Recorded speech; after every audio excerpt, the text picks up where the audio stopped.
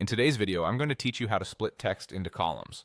Columns are a simple way to make long passages easier to scan, and they're perfect for things like newsletters, brochures, or compact summaries. Let's walk through the process so you can get clean, professional-looking columns in just a few clicks. First, decide what part of your document you want in columns.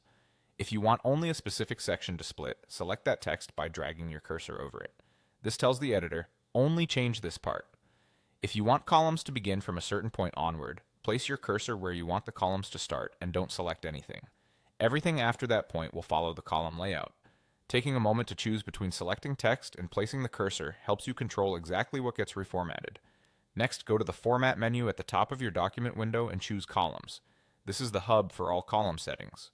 When you click it, you'll see the basic options right away.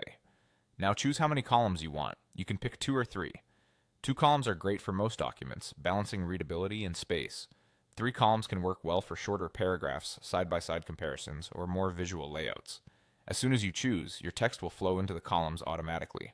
The reading order runs down the first column, then continues at the top of the next, so your content stays in a logical sequence. If you want more control, click More Options. Here you can fine-tune the spacing between columns, which changes how wide the gap appears. A slightly wider gap can make dense text feel more open, while a narrower one maximizes space. You can also add a line between columns, which draws a thin divider from top to bottom. This subtle rule can guide the reader's eye and make each column feel distinct, especially in documents with small fonts or busy layouts. Adjust the spacing until it looks balanced on your page, and use the line only if it enhances clarity for your content.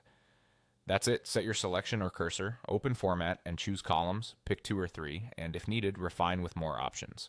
With these choices, you can quickly shift from a standard page to a clean, magazine-style layout that's easier to skim and nicer to read.